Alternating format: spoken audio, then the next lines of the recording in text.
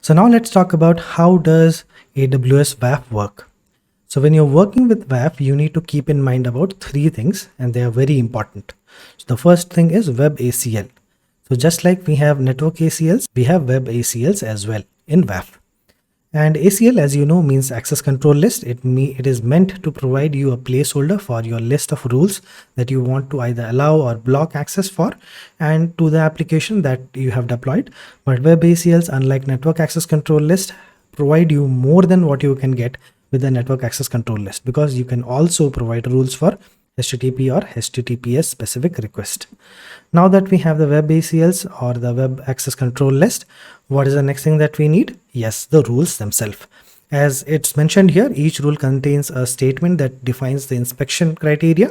So let's suppose you want to block a specific request or IP or a count of request parameters. So you can do that here. And then you provide an action to it. If the web request meets the criteria, when a web request meets the criteria, that's a match. That depends on how, or that depends on you if it is a bad request or a good request. So the most important thing for you to remember is that WAF does not have a mind of its own. You make the choice of putting requests in either allow or block depending on your requirement and the vulnerability exposure. Now that we have the rule, let's move on to the rule groups. So let's suppose you want to have a combination of rules and to form a rule set. You can do that as well for using it later on. So when you work with WAF, remember these three things. These three things are really important. So you might have to configure web ACLs and rules and rule groups. So these three things are very important on how an AWS WAF actually works. So we have discussed about managed rules before. So now let's understand what a managed rule is. So other than the rules that we write or policies that we have, we can also make use of the managed rules. So these managed rules are a set of rules written, curated and managed by the AWS Marketplace sellers. I have told you this.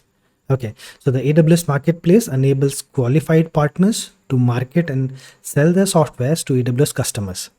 So AWS Marketplace is an online software store that helps customers find, buy, and immediately start using the software and services that run on AWS.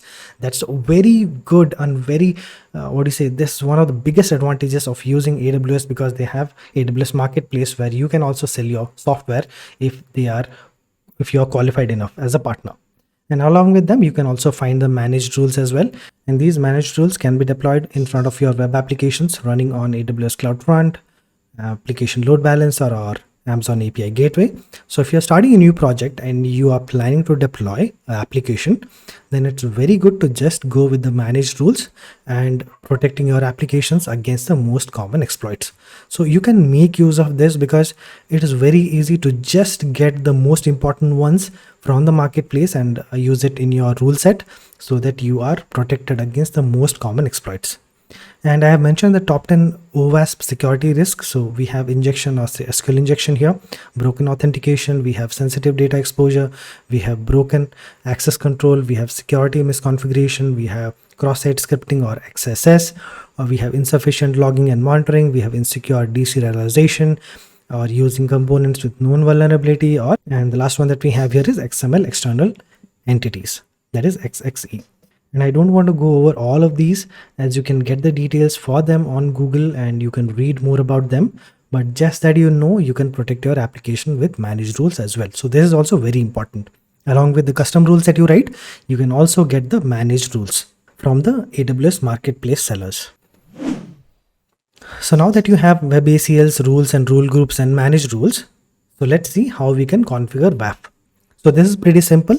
First, to set up the AWS Web Application Firewall, the first thing is that we create a Web Access Control List or Web ACL, as I already told you. Then you choose the AWS resources that you want AWS WAF to inspect web requests for, like you have your CloudFront or load balancer of GraphQL APIs. Next, you add the rules and rule groups that you want to use as a filter for your web request. Then you assign an action. So you specify a default action for a web ACL, either block or allow, as I showed you before, and the design that you see here as well. And then you wait for the application to receive the request when it comes, and you can just relax and enjoy the benefits of AWS WAF. Other than all these features, there is something that you would be really interested in. So let's talk about that.